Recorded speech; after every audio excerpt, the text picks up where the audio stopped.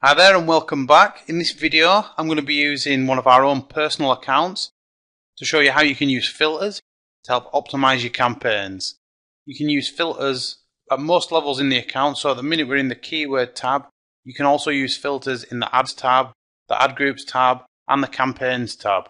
So for the purpose of this video we're just going to remain in the keywords tab and we're just going to click on filter here and create filter. Now in this video I'm going to show you a few of our favourite filters that we use personally. So the first one, we're going to look for conversions. Anything that's had 0 converted clicks but has spent over $8. Click apply. And I'm just going to minimize the filter there. Now the reason I've chose $8 is for this particular campaign we break even at $6, so our target cost per conversion is $4.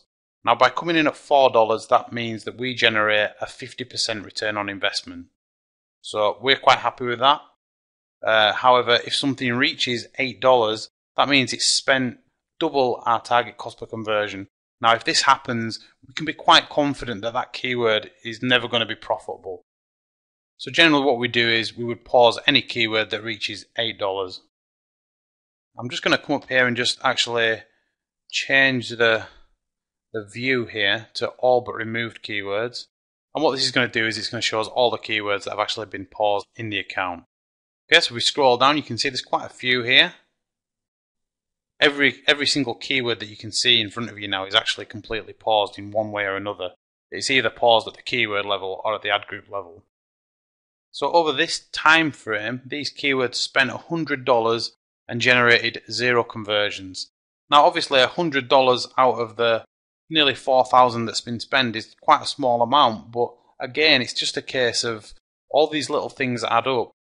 It's just like the keyword details report. By filtering those bad keywords out, you're reducing the amount you're spending, but you're not actually reducing the amount of conversions you're getting. You're just cutting the fat essentially from the campaign. Okay, so I'm going to scroll back up. I'll show you the next filter.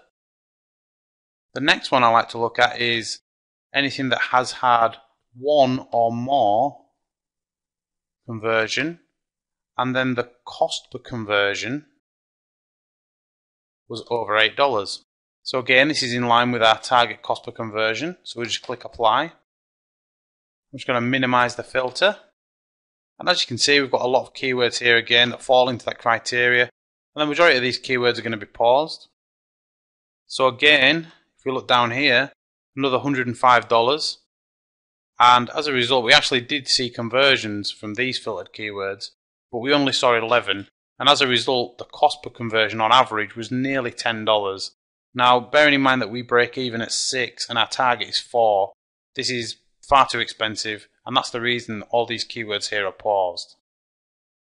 Okay, so we're going to scroll back up. The next filter, we're going to look for anything that has equal to or more than 200 impressions.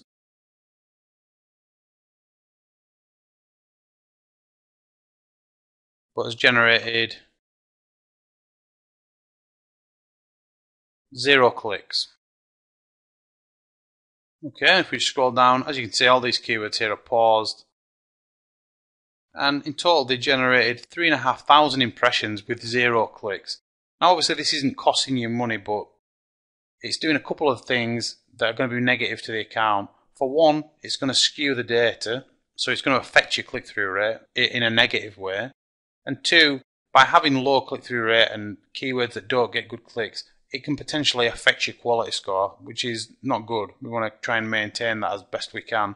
So generally, I just pause these types of keywords once they reach 200 impressions without any clicks. Okay? And the final filter I'm going to show you here is we want to find anything that has an average position worse than 4 that has had 1 or more conversion. Now the reason to do this is we're just trying to find the high performing keywords. So as you can see here, we have a number of keywords that are well under our target cost per conversion. They've all got a good amount of conversions and they're all in quite low positions. So potentially we can increase the bids on these keywords to improve the position, and in turn this is going to mean we get more clicks and hopefully more conversions and still stay within that $4 limit. So for example here at 67 cents, we've got quite a little bit of room that we could move there and still be within our desired cost per conversion. So I'm actually going to adjust this one now. I'm going to just increase that up to 0.87 from 0.67. And essentially you can just carry on down the list and just find these keywords, find the good keywords. If they're in a low position, increase the bids. Okay, so they're my 4 favourite filters. They're very useful. As you can see, they've been used quite effectively on this account. When we started this campaign, this was not profitable at all. I believe this campaign ran for about 2 months, where our average cost per conversion was around $9. So we were losing money consistently for a couple of months on this account. But as you can see, by doing these small changes, these little tweaks, we've managed to bring it down to a point where it's, it runs every month. It's very low maintenance now. We've put all the work in at the beginning basically, and now it just ticks over on a monthly basis, making us a very nice 50% ROI. So again, just like the keyword optimizations we talked about earlier, this is just another layer of optimization. Okay, so I hope you found this video on filters useful. In the next video, we're going to be looking at the Dimensions tab. I'm going to be showing you a couple of ways that you can use the features in the Dimensions tab to analyze your account even further. Okay, so I will look forward to seeing you in the next video.